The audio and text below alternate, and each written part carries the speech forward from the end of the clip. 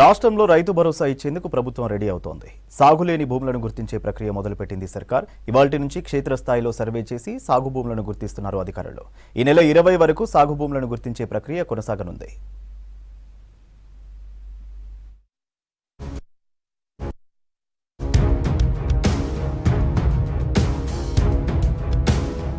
రాష్ట్ర ప్రభుత్వం సాగుయోగ్యం కాని భూముల జాబితా తయారీకి రంగం సిద్ధం చేసింది.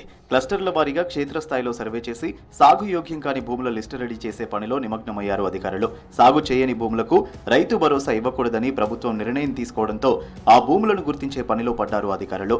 ఇవాల్టి నుంచి 20 వరకు రాష్ట్రంలోని అన్ని మండలాల్లో ఏకకాలంలో సర్వే కొనసాగనుంది.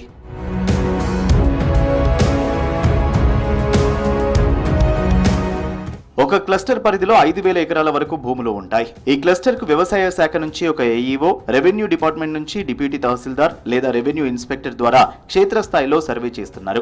ఆయా మండలాల్లో క్లస్టర్ల వారీగా జరుగుతున్న సర్వే పనులను మండల అగ్రికల్చర్ ఆఫీసర్, తహసీల్దార్లు పర్యవేక్షిస్తున్నారు.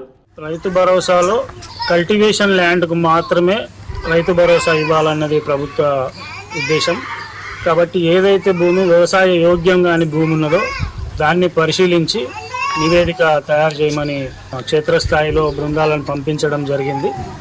దాన్ని కూడా పరిశీలించడం జరుగుతూ ఉన్నది.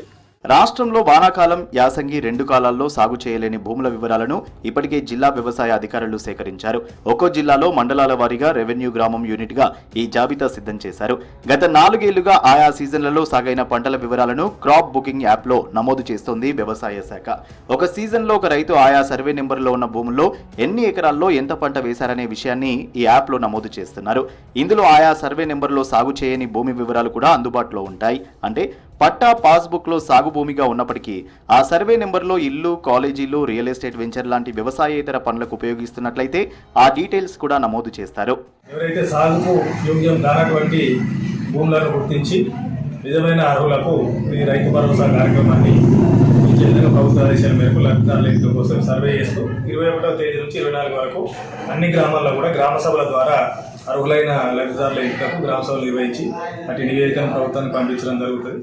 నిజామాబాద్ జిల్లా భీమ్గల్ మండలం బెజ్జోరాలో రైతు భరోసా సర్వే నిర్వహించారు స్థానిక ఎంఆర్ఓ షబీర్. ప్రధానంగా అగ్రికల్చర్ ల్యాండ్, కమర్షియల్ ల్యాండ్ వివరాలను సేకరించారు. తర్వాత గ్రామ సభలో ఆమోదం తెలిపిన తర్వాత ప్రభుత్వానికి తుది నివేదిక పంపనున్నారు అధికారులు. మొత్తం ఈ ల్యాండ్ ఎక్స్టెంట్ మొత్తము ప్లాటింగ్ ఉందా? ప్లాటింగ్ కొన్ని అయినాయి, కొన్ని కాదు. ఇది 2.5 ఎకరాలు సార్ టోటల్.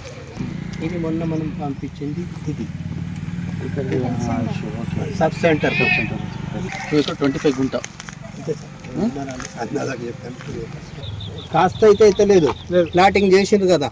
సూర్యాపేట జిల్లాలో రైతు భరోసాపై అధికారులు సర్వే చేపట్టారు. ఆత్మకూరు మండలంలోని పలు గ్రామాల్లో వ్యవసాయ, రెవెన్యూ శాఖల అధికారులు రైతు బంధుకు సంబంధించిన సర్వే చేస్తున్నారు. జిల్లాలో సాగు భూముల వివరాలు తీసుకుని నిరుపయోగంగా ఉన్న భూములను గుర్తించి జాబితా నుంచి తొలగించనున్నారు అధికారులు. సాగయ్యే భూములకు మాత్రమే రైతు భరోసాను ఇవ్వనున్నట్టు తెలిపారు అధికారులు.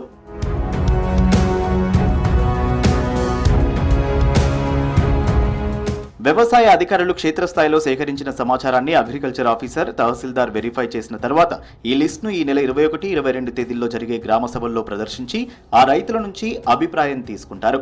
గ్రామాల వారీగా వ్యవసాయ యోగ్యం కాని వివరాలను సంబంధిత అధికారి డిజిటల్ సంతకంతో భూభారతి పోర్టల్లో అప్లోడ్ చేస్తారు. అనంతరం సంబంధిత అధికారుల ఆమోదంతో సాగులో ఉన్న భూములకు రైతు భరోసాను అందిస్తారు.